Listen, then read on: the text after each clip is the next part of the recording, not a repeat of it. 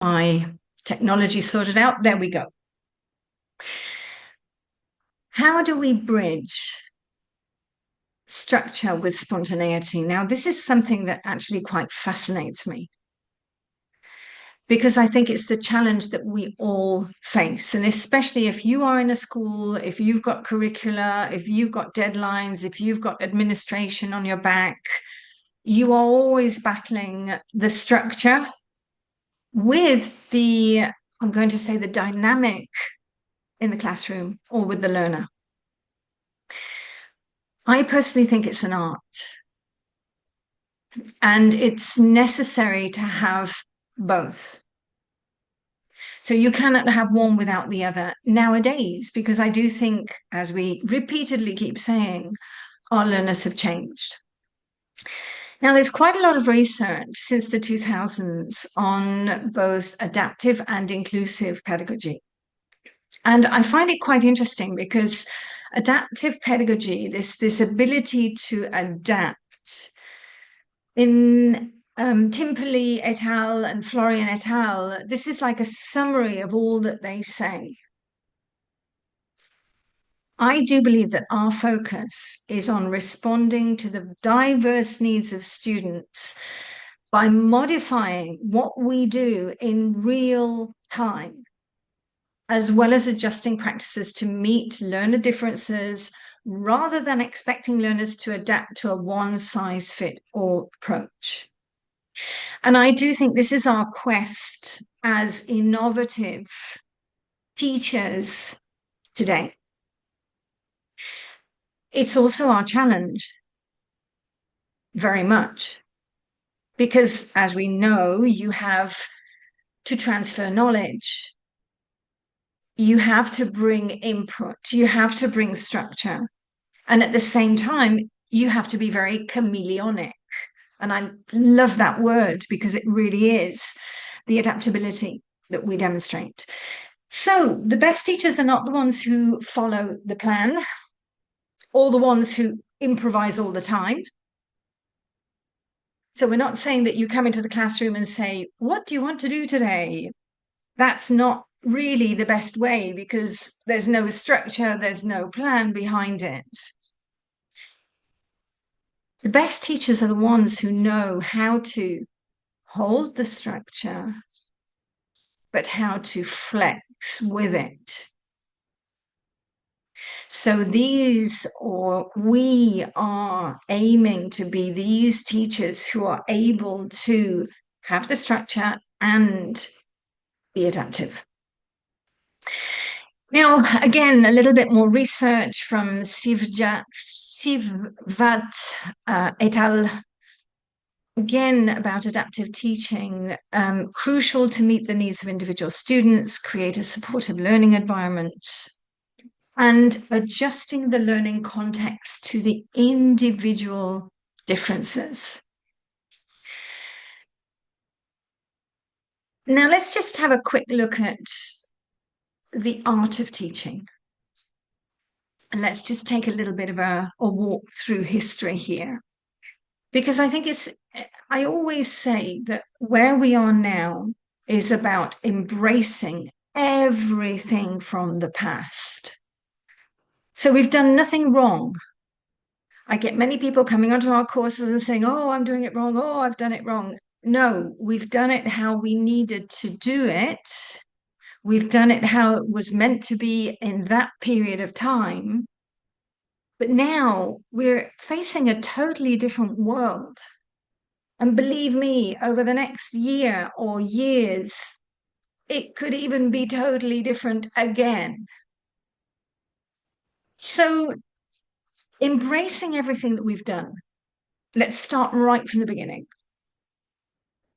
Traditionally, we had teaching as the transmission of knowledge, but we also had quite an authoritarian model. I speak, you listen. Now, if you think about this, the philosophers, the Greek philosophers, were the ones who were different.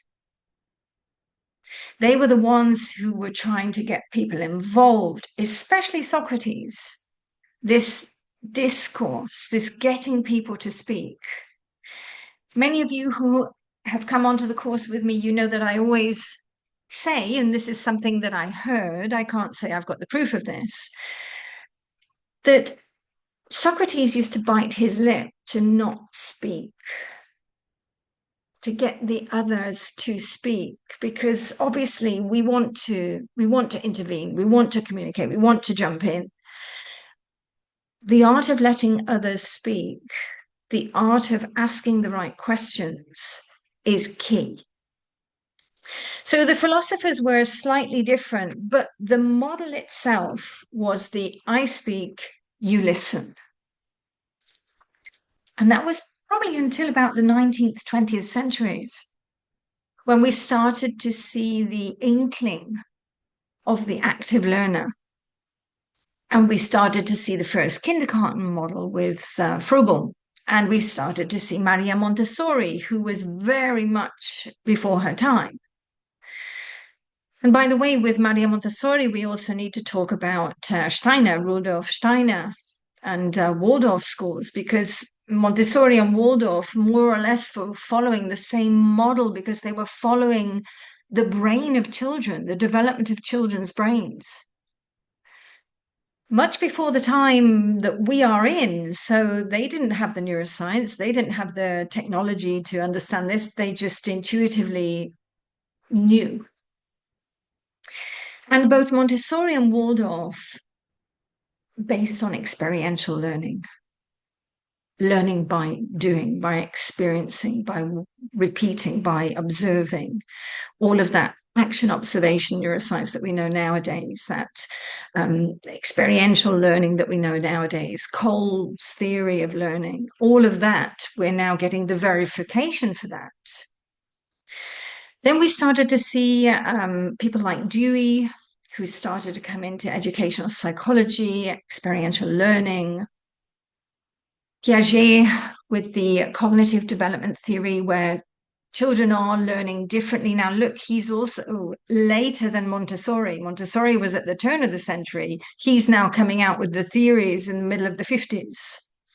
We've got Vygotsky with learners developing with that social interaction. And as we move forwards, we then come into Bloom's taxonomy. We come into Bruner with discovery learning, Bandura with social learning theory, and even this pedagogical content knowledge, where we are looking at the fact that teachers, yes, they have the subject matter, but then we need to blend the subject matter with the way that we teach. And then we get to the 90s, and the 90s are interesting because this is now what we call the decade of the brain. I've gone into silence because the 1990s, if we say that was the decade of the brain, what is the reason that in 2026 we are only just starting to implement and embody all of this information? What has been stopping us over the past 30 years? So we've got all of this amazing information coming from Damasio, from Ledoux. Personally, I think it's because we always have the bridge between the theory and the practice. And the problem is how to embody the theory. That's the problem. We can regurgitate it, we can talk about it to high heaven, but actually implementing it, this is the sticking point. And even today, I think there are many who are not implementing it. Now, implementing it means that we also, as teachers and educators, we have to take a very good look at ourselves. That's not easy. So this is where we are now. Now, just to say that since 2012, since I've been doing this, this is what we are doing. We are embodying the theory. And for me, 21st century art of teaching, it is embodied, it is relational, it is extremely emotionally intelligent, it is culturally responsive, it is about professional coaching, professional mentoring, removing our ego from the process. It's not about us. It's not about how good I am. It's about how much are they learning? How much are they taking away from every session with me? It's about brain-based. It's about neuro. So for me, pedagogy now is not about the art of teaching. It's more about the art of awakening. And I would love to see all of us, well, I think you are. And those of you who sign up to my webinars, those of you who do my courses, I know you are intuitively, you're doing it. You're doing it already. So this is where we are now. We've taken that walk through history. And let's not forget, and I know I am very repetitive, and I promise I will constantly be repetitive about this. We cannot underestimate and I'm going to use the Spanish word secuelas, because for me it's such a profound word, the scars of the pandemic.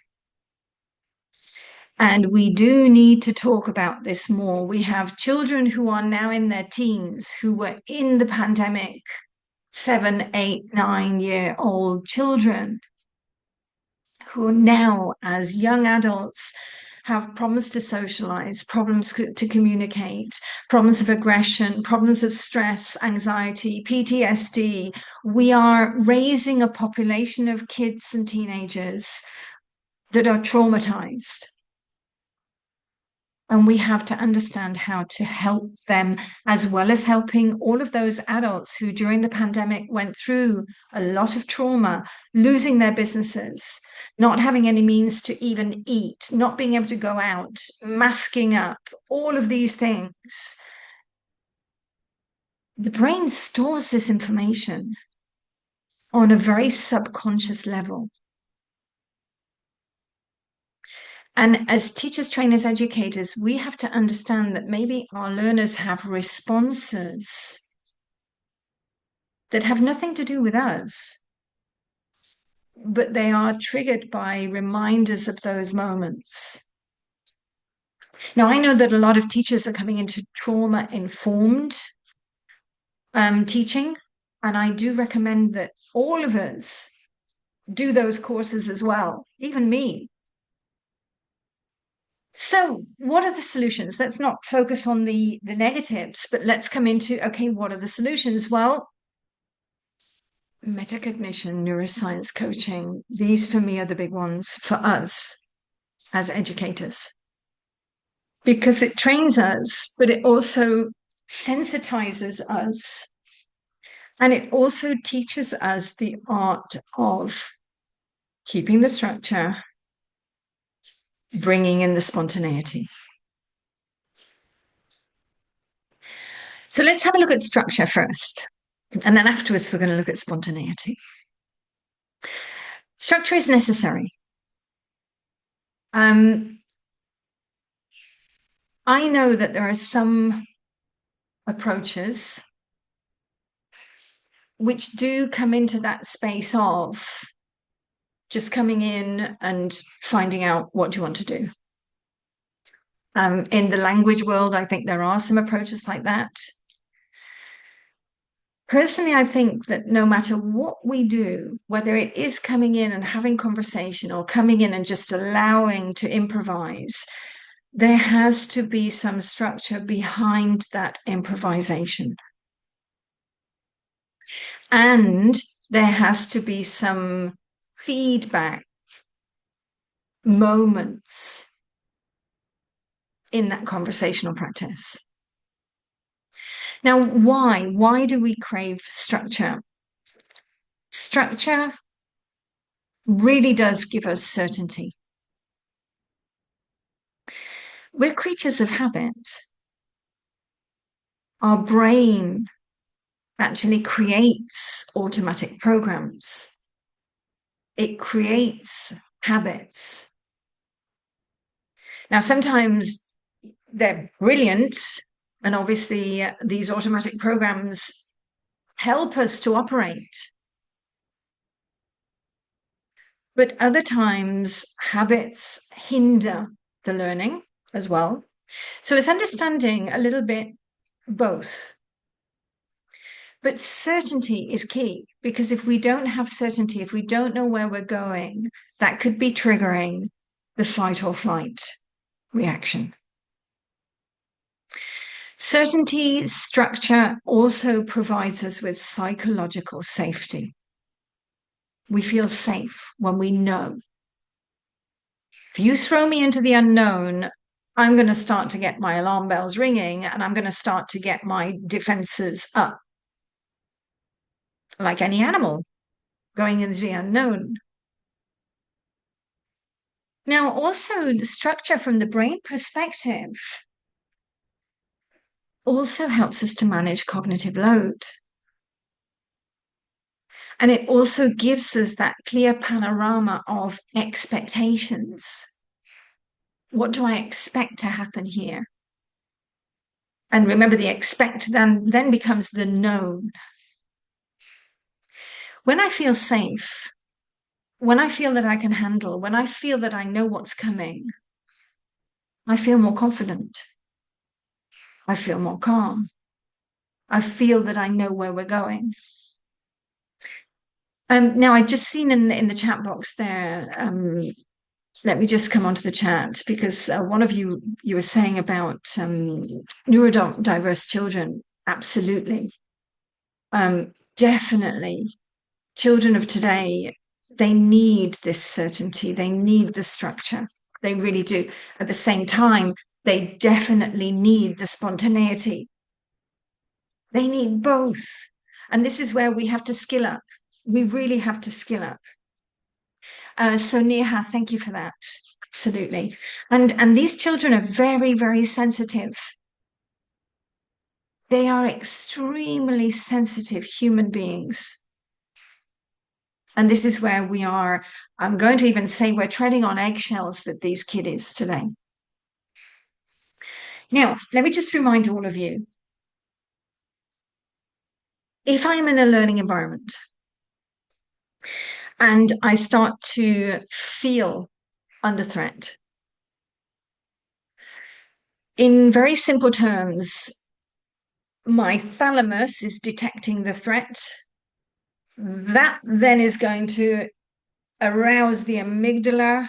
So the amygdala becomes aroused. The amygdala and the hippocampus are kind of checking in. Is this something that we think is a threat? Is it a known threat? Is it similar to a threat? Then messages are going to the brainstem. Brainstem is going to kick off that bodily response. And the hypothalamus, the pituitary hypothalamic axis, is going to start pumping out the chemicals, the neurotransmitters, the adrenaline and the cortisol. When all of this is happening, you have to remember that the resources we need for the parts of the brain which are involved in learning, namely the executive functions, prefrontal cortex, and the hippocampus, start to become compromised. And this is where you get this feeling of shutting down, not being able to think, not being able to speak. Structure helps us to feel safe. Now, just checking in a little bit with the cognitive load theory, we know from Sweller that actually when we are able to chunk things down, when we are able to break it down and help our learners to really manage that cognitive load, it not only helps them with the material that is chunked down, but it also helps them to free up resources in the prefrontal cortex, in the working memory. So it really helps learners to get organized and deal with other information that is not chunked down. So yes, we need to help them with the cognitive load. And structure reduces unnecessary mental effort. That's the major message from that. Now, if we take that information, we can really say that structure is not only about having a curricula, it's about how we are presenting the information. How are we breaking it down? How are we helping them to digest in digestible bits? You know, last week and other weeks and other webinars, we've talked about the brain as a patterning machine. That's what you have to do. You have to help them to create the patterns, create the chunks, to categorize the information. The more that you do that, the better they're going to learn. Now, everybody, this is where the honesty card comes out. On a scale of 1 to 10, in the chat box, 1 is low, 10 is high. How structured are you when you're delivering? Let's get some confessions going here. Oh, Ollie, you're always on that pie. I love it. 5, 6, 6, 5, 5, 6, 6, 6, 5, 5. That's good. If you're on a 5, 6, 5, 6, it's good. You're on the way. 8, 7, 8, 7, 8. Yes. 6.7. Love it. 6.5. Yeah. Brilliant. This is the moment of truth, isn't it? Now, I'm going to confess with all of you as well. When I look back at my days of working with clients, and by the way, I was in the period between 2000, 2001, then 2003 to about 2015, I was working with clients from 7 in the morning till 7 in the evening. Many, many years that I was running around with no breaks during the day, literally from client to client to client to client to client. Back in the days before the pandemic, of course, when we were face to face. And when I look back, I really look at my own style of teaching. And as I went more into coaching, it got more structured and more organized.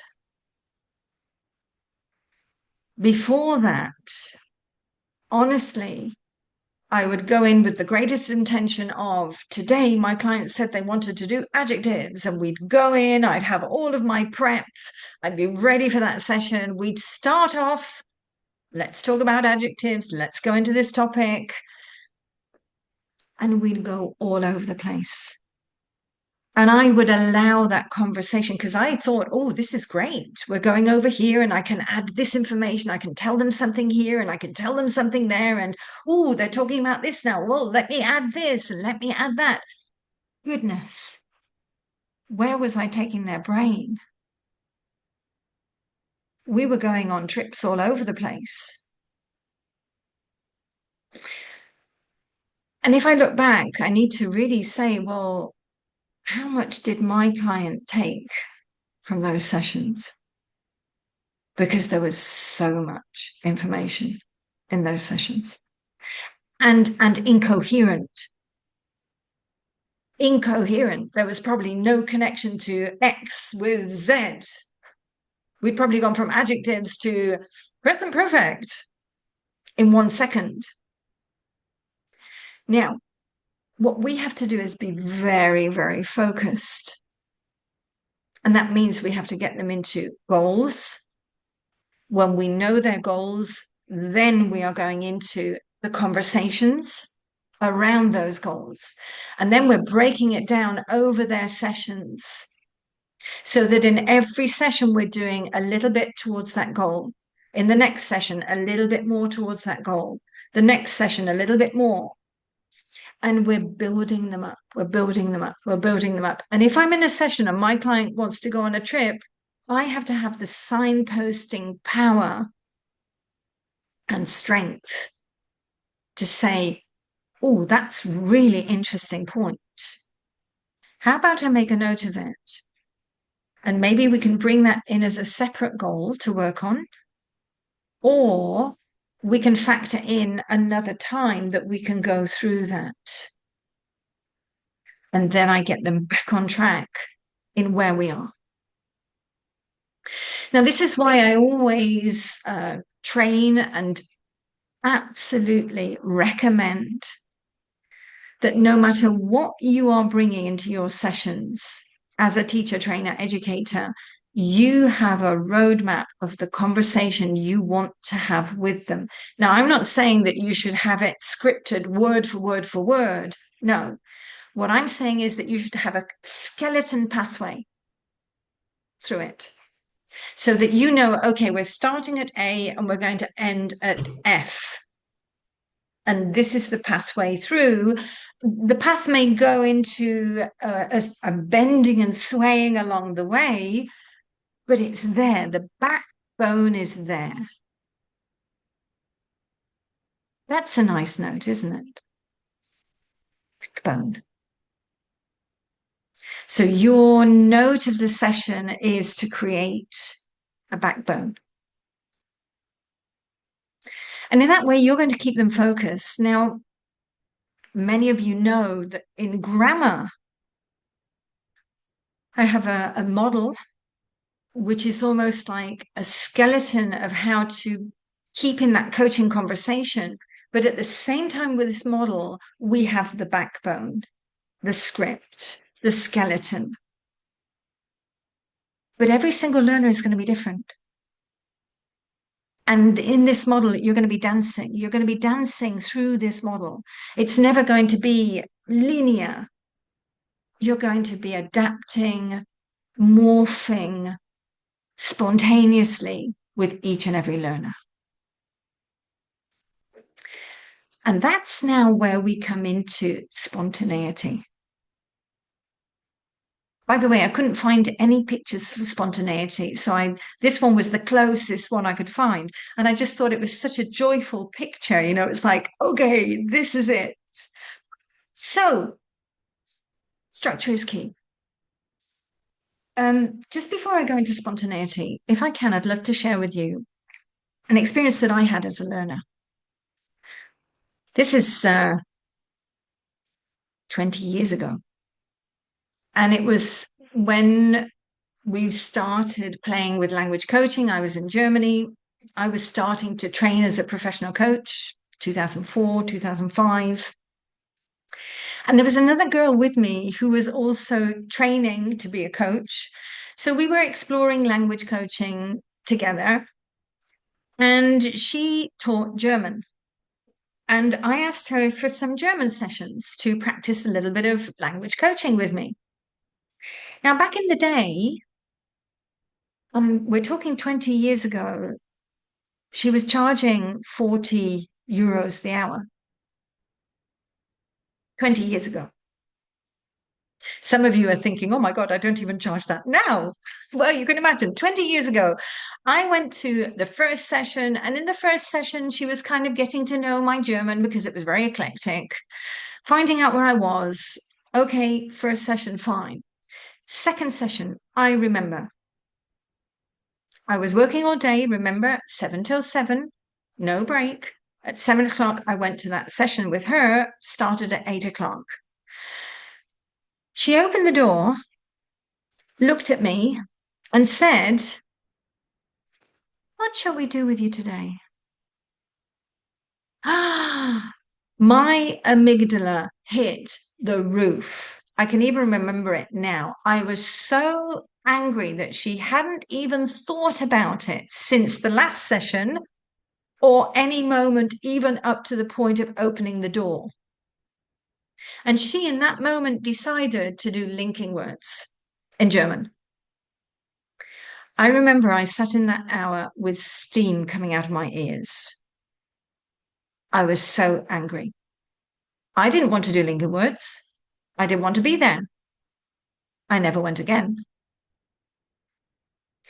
And this is my feeling around structure. I know that we hated everybody. I know that sometimes we really don't like to have a structure, but actually, from the client's point of view, it is so important for all of you just to show your client you know what you're doing. You've thought about the whole process. You are there for them. You've created the process around them. That is absolutely key. And that was my feeling as a client. I never went back. So, why should we come into spontaneity? Well, learning is unpredictable. The space when we are with a learner or learners is absolutely unpredictable, dynamic. Each and every one of them have different brains. They are each perceiving, receiving, and interpreting information in different ways. You've got questions going left, right, and center. You've got emotions coming up. I don't understand. I'm not happy. I am happy. You've got misunderstandings. You've got motivation. I don't want to be here. This is too hard. I want to leave. And you've got tension problems. That's the space in which we are teaching. One-to-one,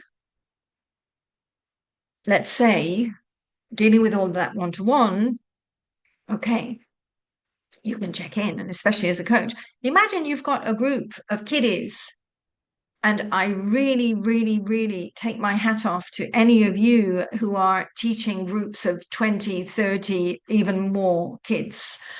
Do we have any school teachers in the audience? Yes, we do. Costanza, I know you do. Yes. Yes, yes, yes, yes, yes, yes. And I sincerely hope at one point in the future, we really are going to sit down with school heads, school administrators, to say, how can we change this? How can we create smaller groups? How can we create much more effective learning spaces where teachers are able to manage all of this much better? Now, there's one thing from the neuroscience that we really have to understand, and post-pandemic even more. Every single brain is different. Now, the makeup, the normal, let's say, formation of the brain, yes, it's the same, but the actual, let's say, parts of the brain, the genetic input, and what we have learned and experienced through life is totally different from person to person. So genetic input, my genetic input is totally different to any of you. And what I have lived, experienced, and learned is totally different to any of you. Now, the implication of this is that each and every one of us receive, perceive, and interpret information in a very different way. If any of you are interested in cognitive neuroscience and educational neuroscience, do have a look at the books of James Zull. He was a university lecturer, and he has this beautiful moment of realization that he is lecturing and he realizes that they're not getting it. And then he realizes they're not getting it because I'm explaining it in my words. I'm explaining it from my perspective. How can I get them to bring in their perspective? And how can I get them to explain it in their words to connect with it? And this is what we need to do much, much, much more. Now, yes, we do have to see how we can get smaller groups so that teachers can actually work with children on a more personal basis, understanding them more. Azir, yes, for many governments, it's a work of 100 years when it should be 2 meetings, 1 research, and a few months to implement it. Yes, yes. But it needs to happen. And I think for me, the tipping point will be when more and more teachers are coming into this new approach, when more and more teachers are coming into the coaching approach and more teachers are demanding a new structure in schools, smaller groups, maybe more often, and definitely that we are able to communicate much, much more with our learners. Now, let's just stay with the spontaneity because, again, we're coming back to the adaptive. These two research papers talk about how adaptive expertise is about applying the knowledge creatively and appropriately in novel situations rather than the same old way of teaching. Adapting the way we teach something according to the dynamic in that room.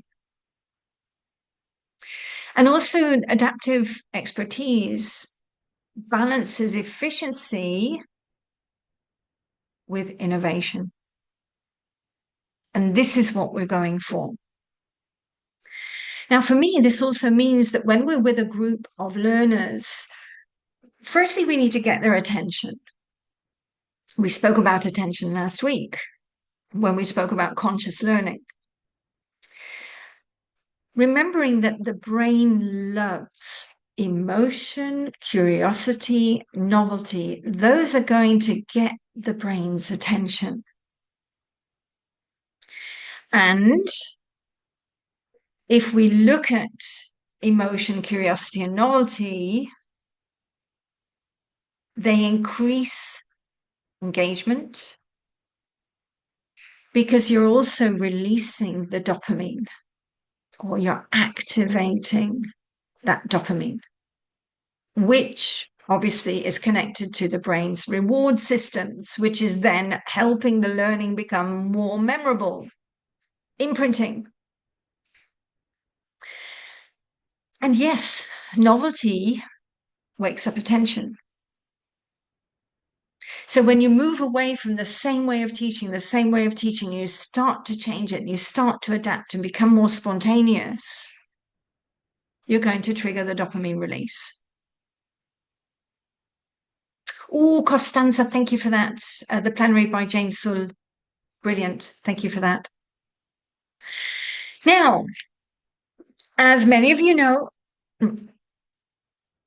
I'm very biased because I really do think that professional coaching is the key. Why? Because professional coaching trains us as educators to communicate in a totally different way. It trains us to become much more focused. It trains us to be spontaneous and in the moment. And I do want to add, everyone, that educational and instructional coaching has been around for over 25 years. In particular, in the US, instructional coaching has been around for a long time. There's one major difference. Instructional coaching is about teachers being coached. Teachers receiving coaching and then going to the classroom and trying things out, changing things. And by the way, that has had a huge impact on teaching. Now, we are at a new crossroads. And the difference is now, it's not about teachers receiving coaching, it's about teachers becoming the coach. And we go back to what we said at the beginning. This is about us embodying those coaching skills. And this is key. And yes, Ollie, I nominate or would like to say that these now are what we call coaches. And as I move forward with my research, this is how I will be naming teachers who have received professional coach training, coaches. So yes, professional coaching is key because it optimizes the learning.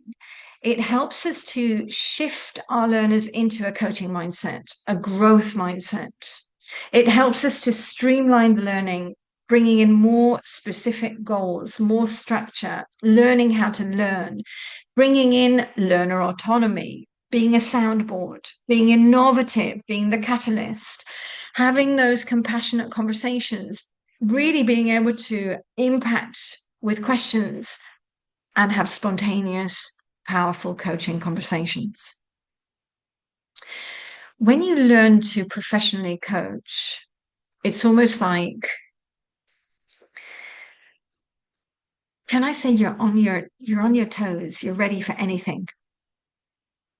You know, when you're on your toes and you're ready to run, that's a little bit how you are as a coach. Anything that's coming up, you're ready. But that requires training. It really requires training. Glycian, if I pronounce it in the right way, thank you so much. Absolutely. That psychopedagogical consulting is what the Americans would call instructional coaching or educational coaching. Yes, yes. And yes, Ollie, it's a mouthful. Now, professional coaching changes the way that we communicate. Last week, we spoke about consciousness. It's not only about the learner's consciousness, it's about us being conscious of everything that we say, do, and even think when we're in that space with our learners. And changing the way we communicate is key. Now, from professional coaching, we are bringing in structure, goals, what activities, goal review. Setting goals, working on the goals, goal review. Setting goals, working on the goals, goal review. So it becomes very cyclical, methodical, structured. But at the same time, you're bringing in the spirit of the sports coach.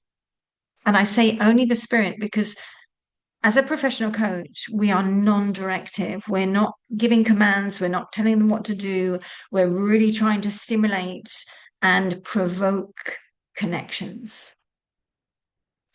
So the spirit of coaching is about empowering them, unleashing their potential, helping them to go beyond their limits, supporting them, accompanying them. And as a coach, no judgment. And even as a coach, and this is something that I honestly think some teachers struggle with, we become partners. There's no status here. It's not about me being the status, let's say I know everything and I'm passing the knowledge to you. It's about me wanting you to have that knowledge. How can I help you? What do I need to do? What works for you? What doesn't work for you? Let's work it out together. And the impact on the learner is they become much more autonomous. They know themselves. We come back to Socrates, know thyself. Their motivation increases, their metacognitive ability increases, and they also learn how to self-regulate. Now, if we can help children to do this in those early ages, they will build up that skill through life. Now, this is where I want to come into professional coaching a minute, because since 2012, I offer courses for teachers, trainers, educators, which are accredited by the International Coach Federation. And when I first got the accreditation back in 2012, I did the pilot courses with my teachers in my team.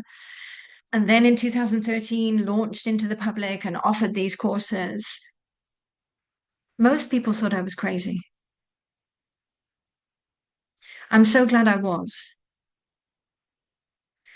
Because now we're seeing everybody's coming into it.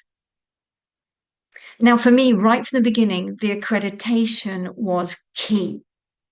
The accreditation is key because it demonstrates professional training. It's not just me saying I'm a coach. And everybody can do that. Coaching is unregulated.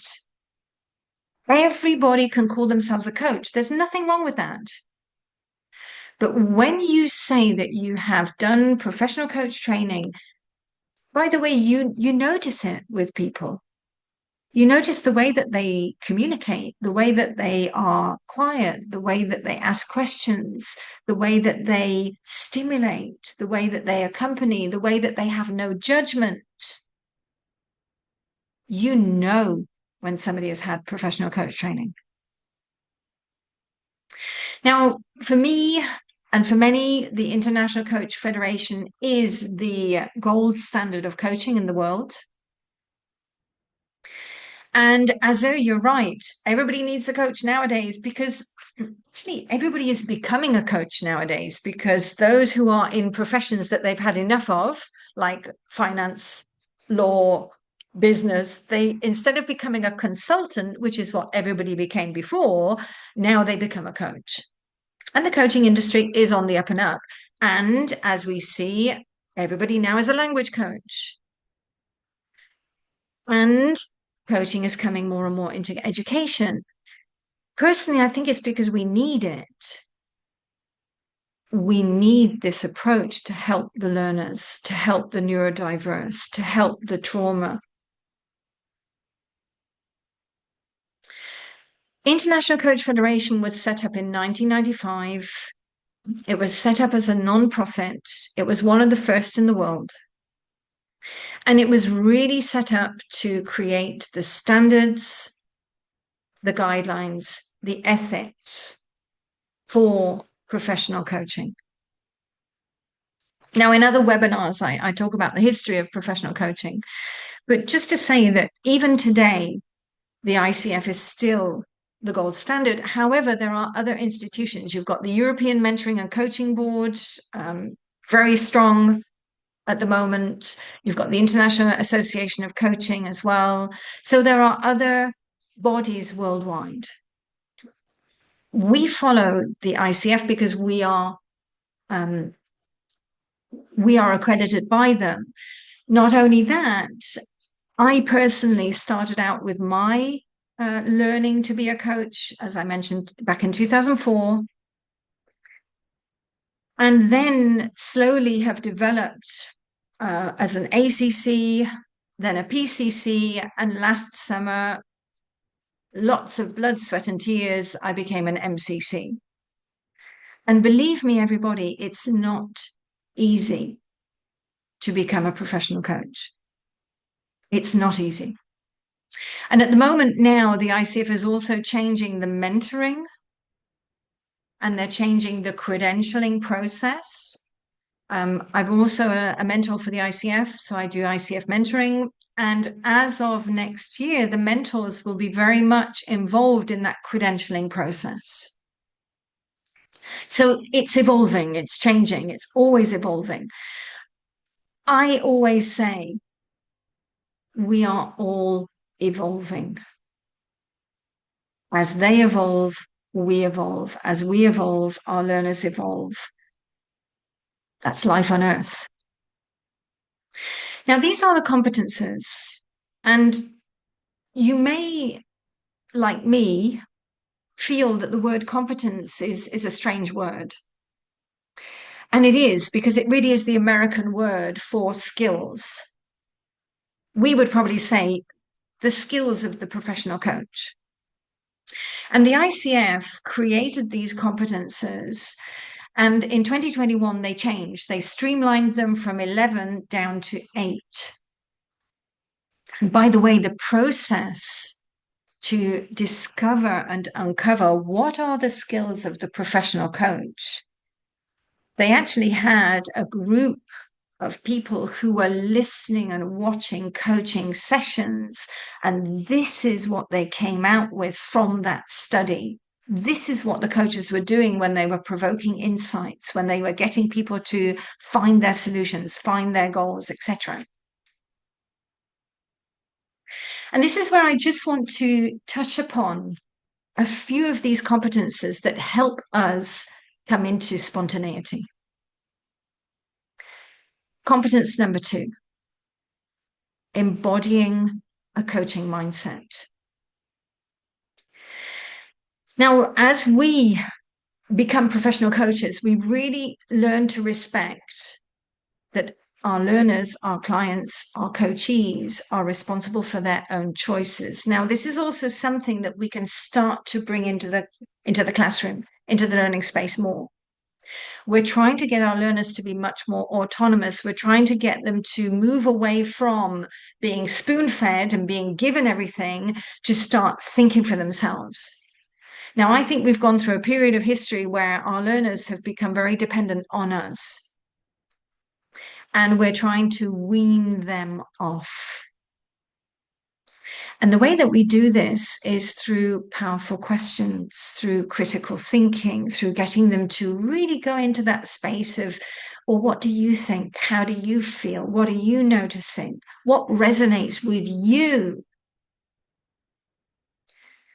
But for me, then, the secret is also to add the neuroscience. Because as soon as your learner says, well, you're the teacher, you tell me, you have to be able to respond with the reason that you're doing this.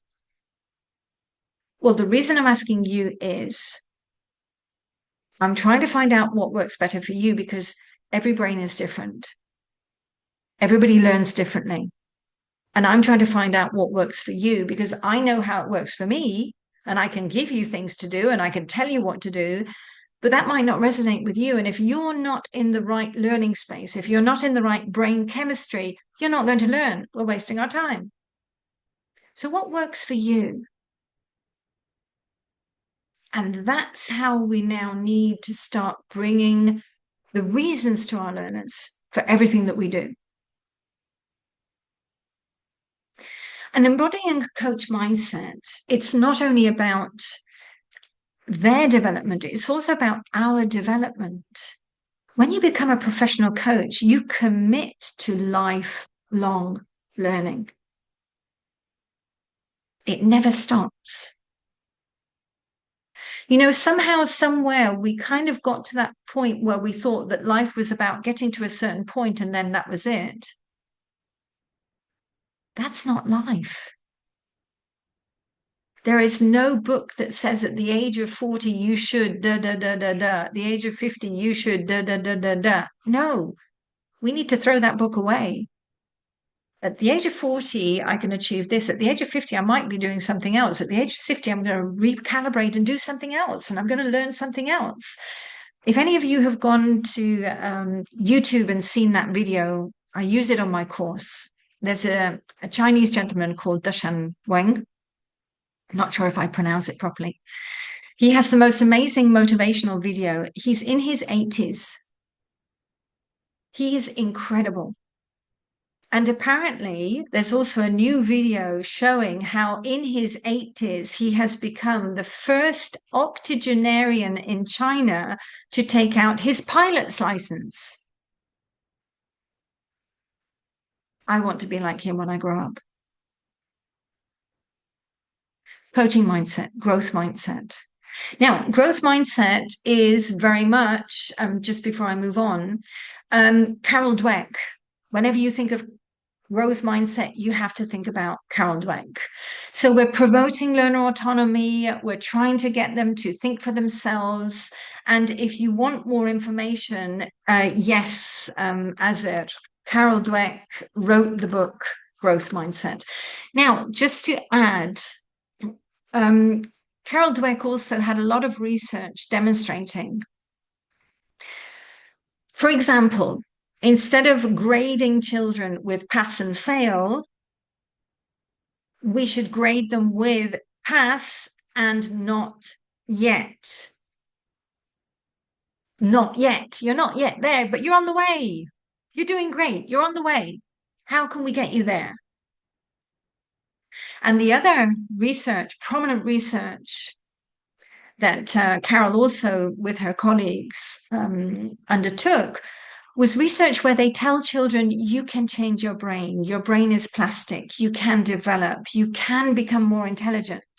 Those kids, over those next 2 years that they were studying, actually had an increase in their grades.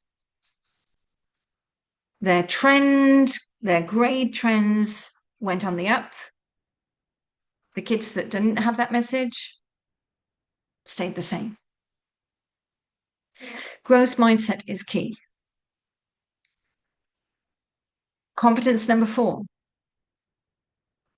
The professional coach knows how to bring trust and safety to that learning environment. This is key. This is essential. We spoke about it earlier with the structure. If you have a learner that does not feel safe, that doesn't trust you, that doesn't trust the process, they're not going to be in a learning state. We may as well all go home. So we have to make sure that they feel safe, that their emotions are in the right space. We have to bring in the empathy, the concern, and the support. Now, when I say empathy, I really mean that the way we communicate in those moments that they're having difficulties is key.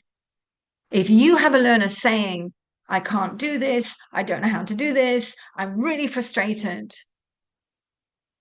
the last thing that we should do is, oh, you're doing great, don't worry, I can help you, yes, we'll do it together. That's the last thing that we need to do nowadays. What we need to do now is, I hear you. I'm really sorry that you're feeling this way. I can see your frustration, and I'm sorry that you're feeling that you're not making any progress. How can we change this?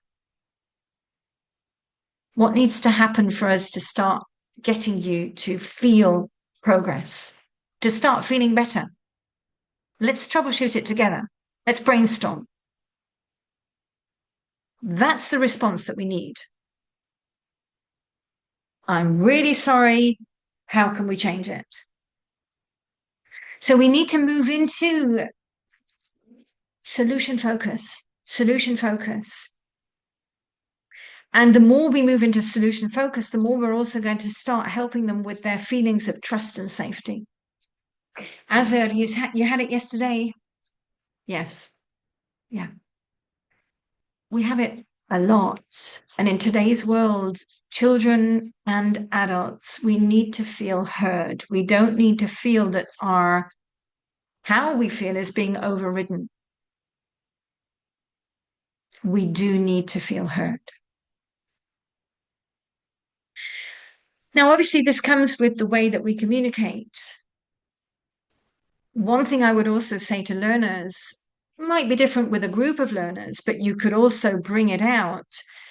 Confidentiality, that when we're together, everything will be confidential. If you've got a group of 4, 5, 6 people learning together, you need to say that at the beginning. Okay, everybody, maybe some personal things are going to come up here in this space. How would you all feel if we really promise to each other, we state that everything that we say in this room will be confidential? How do you all feel about that? And choosing the right words. Words have an impact. Negative words can really trigger the stress hormones. Positive words can actually trigger parts of the brain, like the prefrontal cortex is stimulated, other areas are stimulated, the brain starts functioning in a much coherent way. Everything that we say and do matters. And this is where, when you start to train as a coach, you start to train the ability of skilled coaching conversations at the drop of a hat. If I'm sensing an emotional trigger, I'm going to stop and coach around it. If I'm sensing a problem with homework, I'm going to coach around it. Time management, coach around it. Motivation, let's talk about it. Oh, I don't know how to learn. Okay, how about we have a coaching conversation around this? And that's where you start to bring in the spontaneity with your capacity to go into these types of mini conversations. We're not there for an hour talking about it. We're there to troubleshoot in the moment. That's what we're there for. And this is the one that I love. Competence number 5, maintaining presence.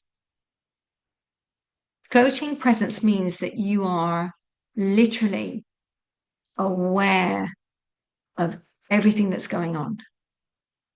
You're aware of the flinches, the smiles, the distractions. And maybe you're going to also comment on it. Oh, I've just seen the most beautiful smile. What's coming up for you? Oh, I've just seen a little twitch. What were you thinking about just then? And you're noticing and you're demonstrating curiosity. Instead of, why did you, I'm curious. What was coming up for you then? So going into the state of curiosity rather than the state of, and I would totally remove the word why when it's to do with personal or emotional. Staying curious, managing emotions, by the way, managing my emotions as well. This isn't about me. So it's about me staying calm. And that's another thing, coaching really does help safeguard us. There is so much teacher burnout nowadays, so much that teachers are overloaded with. When you come into this professional coaching space, you learn how to actually not take that on board and keep your emotions under wraps because you're staying in the moment, you're staying present, you're not allowing anything to take you out of that sphere of coaching. And knowing how to get more dopamine, knowing how to trigger that dopamine. We spoke about this earlier, the curiosity, the novelty, the variety, the fun, the rewards, the praise, the positivity. We're trying to move back into the joy of learning. Playing should, and learning should be playful. Playing should be let's say the major ingredient when we're learning, especially as kiddies. It should be a joyful experience. Understanding their motivation, finding out, getting them to vision the motivation. Where do you want to get to with this? How are you going to be able to use it? If you find that vision, you're going to find that they are committed. Smart goals, getting them to specific and measurable. Remember, this is part of your structure. And also feedback, positivity. So all of this is part of that coaching presence. But this is the one. This is my overall favorite, everybody. ICF competence 5.6. The coach is comfortable working in a space of not knowing.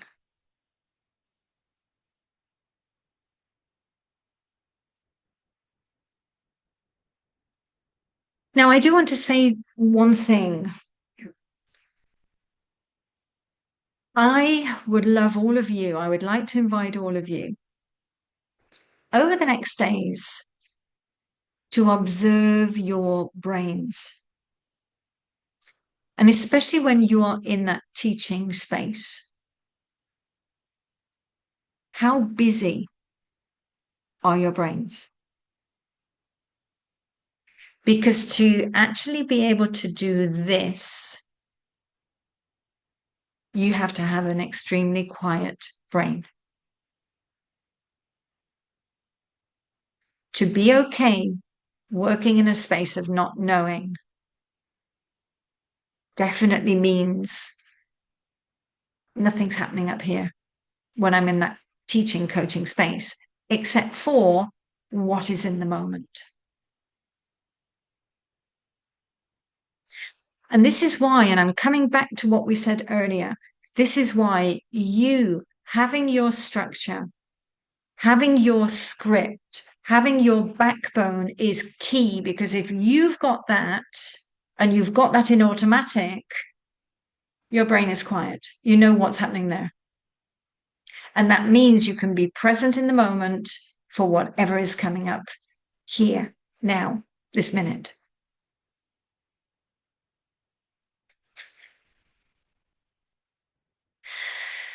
And this goes together with active listening. And active listening is competence number 6. Competence number 6 is about having a quiet brain. Now, when you come into that professional coach level of listening, you're listening for content, you're listening for emotions, you're listening for judgment, you're listening for negative, positive, you're listening for the paralinguistics, you're listening for the content of the language, and you're listening for mistakes. That's the degree of listening that you need to come into as a professional coach. You can only do that when this is quiet. And to train to do that, as a coach, we reformulate. We reformulate. We reformulate. The more that you reformulate, the more you are listening to what they're saying.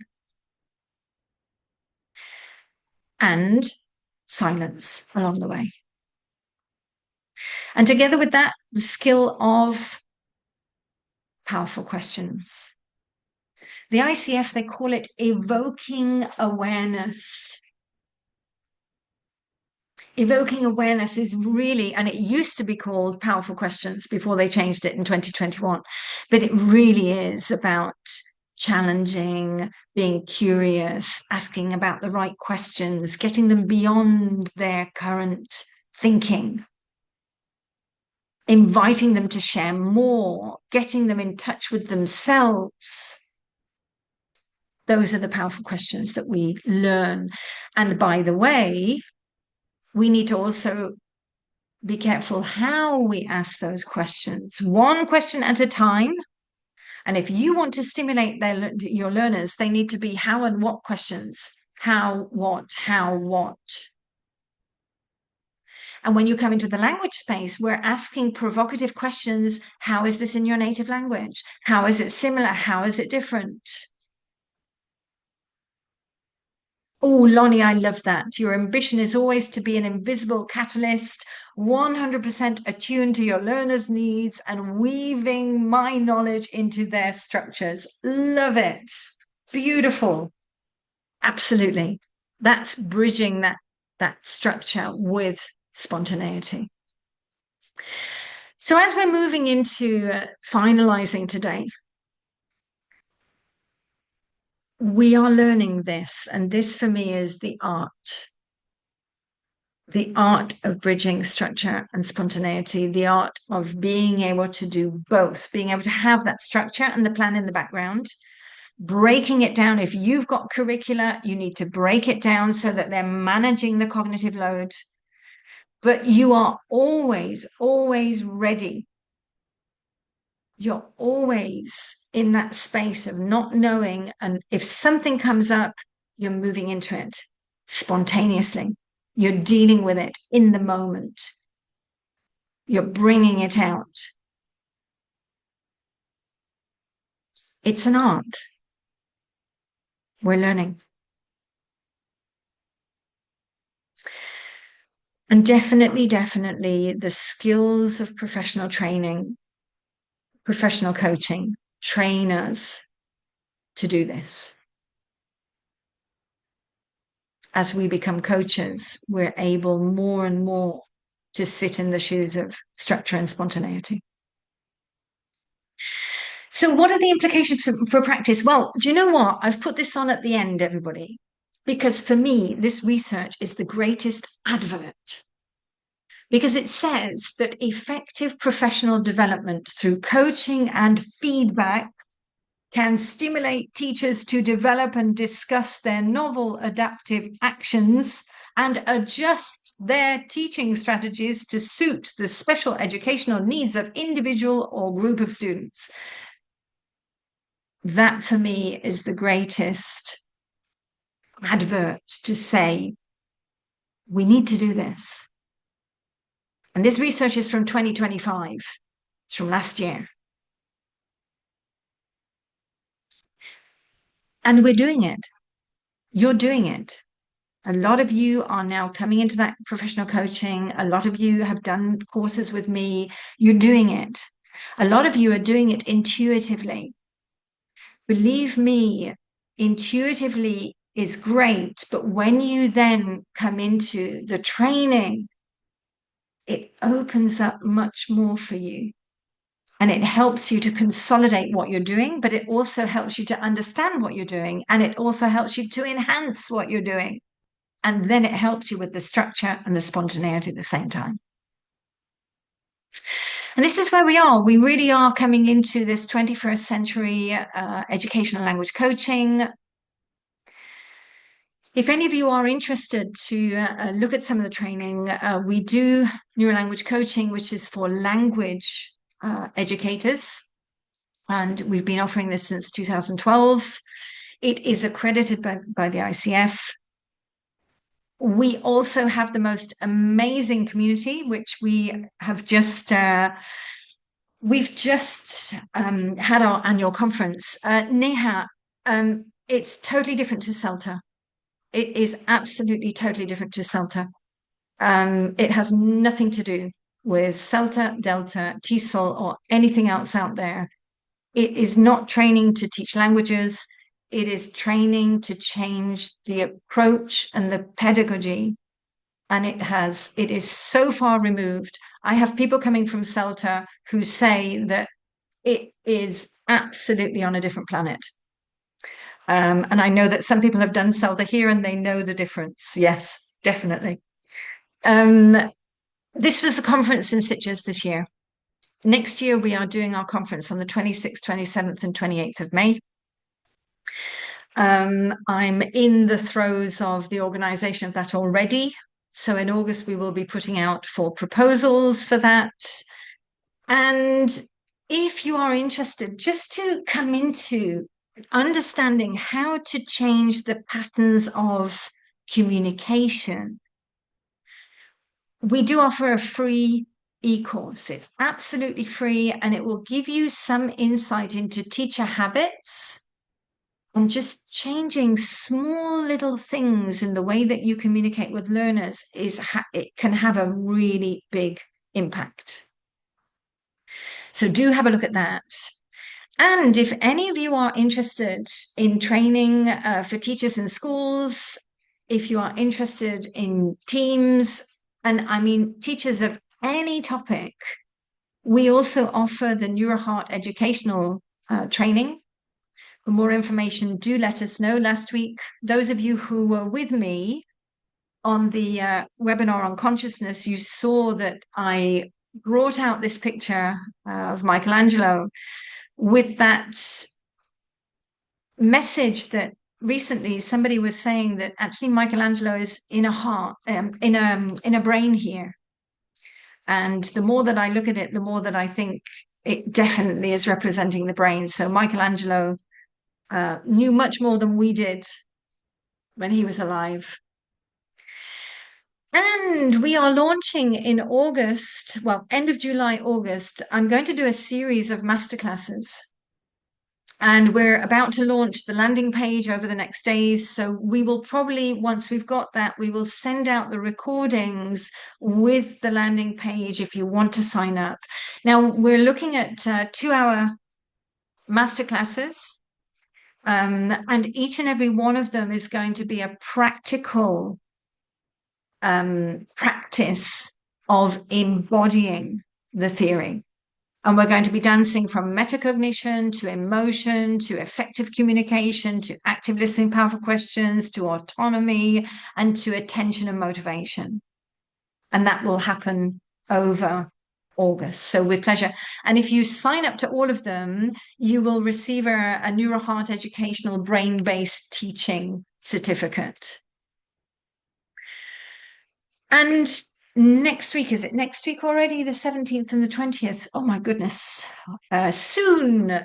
the 17th of July. Where did this year go, everyone? I'm offering the Neuro language coaching courses. If you're interested, with pleasure, we can send you more information. There's a morning and an evening course. And if you were wanting to do the course in other languages, on our landing page, we also have the course in Spanish, Italian, French, German, Chinese, Arabic, all sorts of languages. So with pleasure if you want more information. So thank you, everybody. We're going to I'm going to stop the share and come into questions. And I'm going to get the chat box up so I can see the questions. Now, Anna Zubova, you're saying how to apply for the conference. So in August, we will then put out the sort of information about the conference for next year. And with pleasure, you can sign up. We have the sort of applying for a speaker if you wanted to come and speak.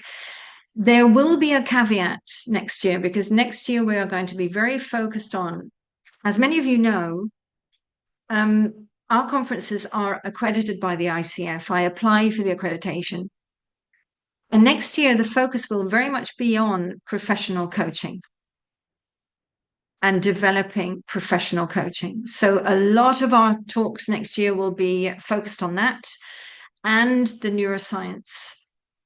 So it's going to be coming into that space more and more of professional coaching, neuroscience, and then other topics will be coming in, language-related topics as well. So yes, with pleasure, you can apply to speak at the conference. And any other questions? When will the next advanced be? Oriane, I hope you're okay. And the little ones as well, sending you big hugs with the little ones there. The next advanced, I think, will probably be starting in August, but I'll let you know about the dates for that. Michelangelo, yes, Ollie. So, CG, Christina, there you are. Can we get C credit from these course if we are ICF certified? I'm not sure if I understand the question there. So you have to take continuing education courses as part of your ICF certification. So I'm wondering with these courses and also the master classes, if those would be eligible. Master classes are not ICF accredited. Our courses, the first course is 36 credits, the second, the advanced course is 24, and the in-action course is 15. Those three are the accredited and the conferences as well. Okay, thanks. Yes. Is it for the PCC, Christine? Yes. So I'm Right. ACC certified, so it's on that process. Yeah. Okay. Yeah. So you're gathering for the next ones. Yes. Yes. Any other questions? Just checking in. But then, yes, I totally agree with you. Teachers are really overworked and not enough downtime. I'm curious how we can change this. I really am. Because, as I said earlier, I think more and more teachers that are changing and coming into this approach, they are more and more able to safeguard themselves. Because coaching also teaches us boundaries. And at the moment, I think teachers are lost because the boundaries are not clear. And I will always remember when I went to Bolivia, and this was before the pandemic, and I was training some teachers on a voluntary in a voluntary workshop that I did over there. We were in one of the worst districts of Santa Cruz in Bolivia. The taxi that we went into didn't even have a floor where your feet go. That was the area that we were in. I was a little bit frightened, I have to say. But the teachers in that school were angry, frustrated. They were absolutely distraught. They were angry with the parents. They were angry with the children. They were angry with the school. Now, when we sat down and we talked about this, and we kind of came into a logical, rational, let's talk about this. The children are not to blame. Because more often than not, children are in dysfunctional families, even disrupted families, even families where the parents can't even deal with themselves. Parents that are struggling to get food on the table or even live themselves. So, how can we blame the parents when they are traumatized? The children are traumatized. The school doesn't know how to handle this. Now, when you come into the role of the coach, you learn to say, okay, this isn't about blaming anybody. And this isn't about me being responsible for anything, because they were feeling guilty as well because they felt responsible. It's not about me being responsible. It's about me sitting here and saying to those children, no matter what, I'm here for you. I might not have the solutions, but I'm here for you. We can talk through anything. We can brainstorm it. We can soundboard it. We might together find a way forward. But what I'm here for is to give you a vision of the future. I'm here to give you a vision of you and how to empower you to get out of this situation that you're in, because you can. And that's the role of the coach. We're not there to take the blame. We're not there to take responsibility. We're there to sit in that space and help that person in front of me find their way forward. And when they started to understand this, they started to calm down and they started to realize, well, yeah, nobody's to blame here. Unfortunately, it's the life we're in.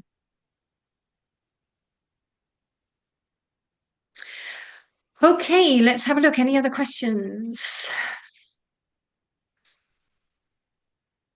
Anybody want to come on with questions, by the way? Lonnie, you're saying, can we send the next dates of the courses? Yes. Yeah, it's actually on the websites, but yes, we will.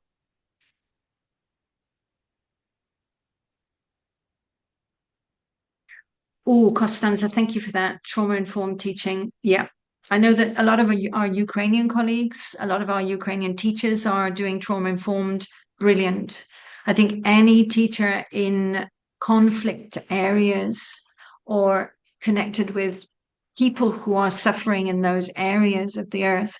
And we're not only looking at Ukraine, we're also looking at other places like Taiwan or other places, that really are. There's many, many places.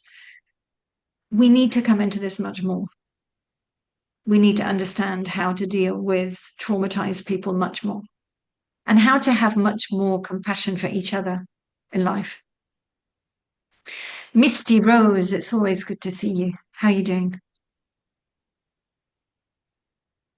Hi, Rachel. So nice to see you. It's been a long time since I could come here. Good to see you. After my training with you, I was doing really well for a long time with some structure and things. And then I know you speak to this sometimes, but like all of my clients are in such a burnout mode where they're overwhelmed. And so in the classes, they're just like, okay, my English is good enough. I just need to tell you that my life, my this, my that. And I have a hard time, like, just how do I keep it structured to cut them off and not also give them a space to share and Mm. I'm presuming they're yeah, adults and like business big clients. companies, yeah, and they're just overworked and they're struggling and they're burnt Yeah. out. Yeah. Another question from my side would be, I'm curious, is the company paying for them? A lot of times, yes. Right. So I would say, firstly, the compassion. I'm sensing you're very overloaded. I know you are, you're telling me, and I'm really sorry about that. I'm conscious that we're in a learning environment and I'm conscious that the company is paying for this. So I'm a little bit worried about my cost effectiveness. And I'm wondering if together we can work it out, how we can follow what you would like, which is obviously to come in and be relaxed and not be stressed because you've got enough stress outside. But at the same time, that we are bringing in a little bit of focus to what the company wants from these sessions. What do you think about that? And I would ask the client to then talk it through with me. Because at the end of the day, it is about the honesty of the company paying and they appreciating that, and at the same time, the honesty and appreciation of their mental state. And often, if they do say to me, okay, let's just do conversation, I would probably say, okay, we can with pleasure, but may we bring in some structure to the conversation? So may we really categorize what type of conversations, what are we talking about? How do we analyze those conversations, how they go? How do we build you up with alternatives in those conversations? And we really bring in some focus to the conversation, maybe some brainstorming first. And then afterwards, we can go into role play, simulations, etc. But also, if we do that, we then stop to have feedback. 5 minutes feedback. How was that conversation for you? What did you notice? What was easy? What was difficult? What about the vocabulary? What about the sentence structure? Okay, may I share my observations? I noticed this, and this. How do you feel about that? Okay, well, how could we bring that into the next conversation? So that you are a little bit, you keep plugging them back in, plugging them back in. Does that help? Yes, thank you. Yeah. Yeah. Another thing, everybody, with very stressed learners, I would also talk to them about implicit learning and how, just being on the sofa at night, falling asleep on the sofa, having something actually in English in the background, even though that they might not realize it, actually it is quite useful because the subconscious brain is paying attention. They might be falling asleep, their conscious brain might be tripping out of here, but the subconscious is taking it in, and especially before you go to bed. Because when you then go to sleep, your brain starts to reorganize that language. And by the way, I've tried this myself with German. I've tried it also with Russian. And believe me, I was dreaming in German and Russian when I've done it. And I've woken up thinking, oh my God, I'm fluent in Russian. My subconscious brain is fluent in Russian. I wish I was. It's phenomenal how the brain, when we're asleep, starts to compartmentalize and reorganize the language. Any other questions?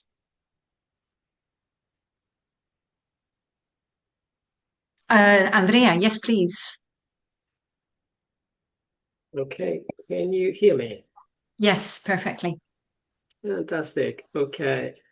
Well, hi everybody. Well, many things came up during this webinar, and I keep saying that every time I re-listen to things I did in your courses, I always discover something new, or I go beyond what I understood beforehand.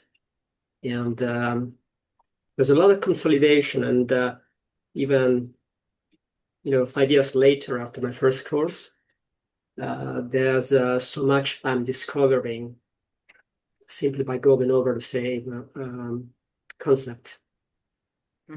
And so thank you for that, Rachel, in the first place. Now, something which one of the things I would like to ask you about, at a certain point, eliciting and discovery came out. And I understand that eliciting and discovery can be counterproductive because the client might feel unsafe, and the prefrontal cortex might shut down. Now, just a question: could we use, and I add to discovery, I add the word observation. Could we use this observation and discovery in a way that we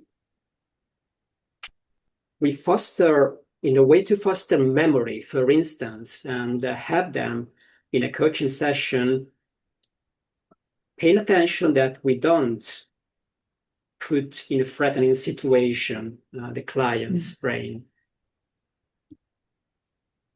It's a great question because I think all of you know I'm not a fan of discovery at all. I'm not a fan of eliciting at all. However, it's almost that sort of, well, we want them to find out for themselves. So it's a little bit of a catch-22. How do we do that? How do we stimulate them, but keep them safe at the same time? Now, I wonder if what you're saying is observation. For me, the first step in anything that we do as an educator is signpost. Now, everybody, we're going to talk about the present perfect. And this might be a new tense for you. We're going to introduce it. We're going to talk through it slowly. We're going to go step by step. We're going to look at the formation. We're going to look at the uses. What do you know about this? Where have you heard it? What do you think it is? And that's what I would do. I would first have your signpost. So you're giving them the safety. They know where they're going, although they might not know it, but they know what it's going to be about. And then you can ask some questions to check in or to see, or may I give you an example and you tell me what you think is behind it. So I have seen many people this morning. What's coming up for you there when you hear that? So I would help them. I would try to combine discovery with that.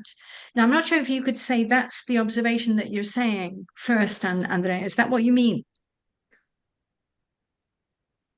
When I talk about observation, for example, making them look at how something is said in Italian, for instance, and in their own language, making them do the comparison. I would call it a sort of observation, and from there, maybe I'm using the wrong word, but discovery could come from there. Absolutely. Right. So let's take this a different way. Eliciting, if we say eliciting and discovering through eliciting,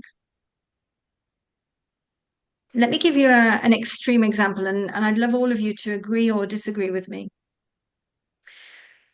An extreme example of eliciting would be I come in as a trainer and I say to all of you, okay, today, welcome everybody. How have you been this week?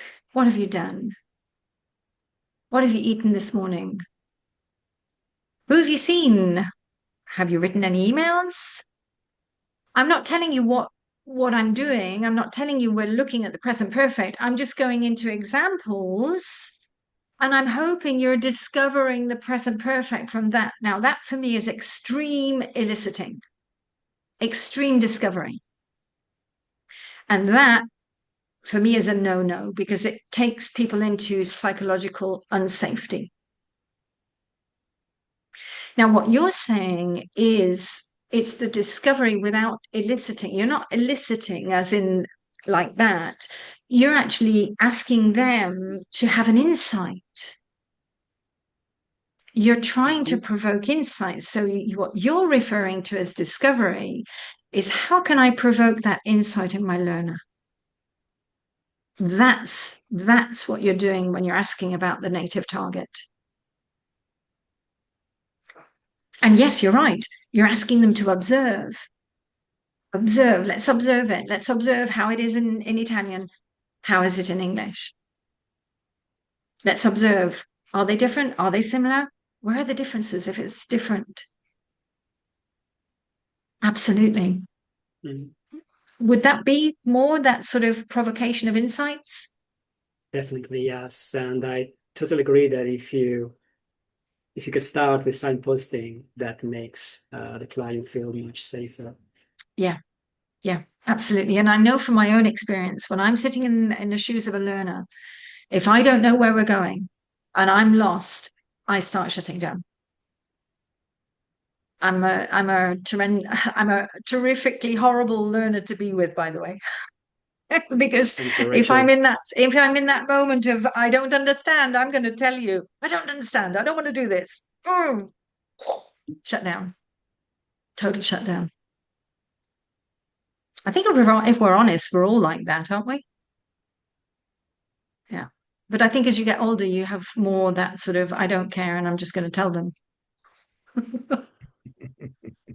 Yes. When we're younger, we don't dare tell our teachers, I don't understand. I don't want to do this. Well, maybe we do. Any other questions?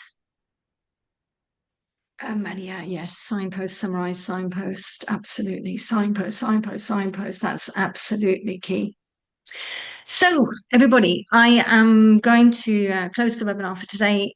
I have actually another webinar with EDU Africa in a minute, I think at 1:30. So I'm going to go and have a coffee and then come back and go back online. So have a beautiful rest of the week. Next week, we have another new webinar, but I can't remember what it's on. I will have a look.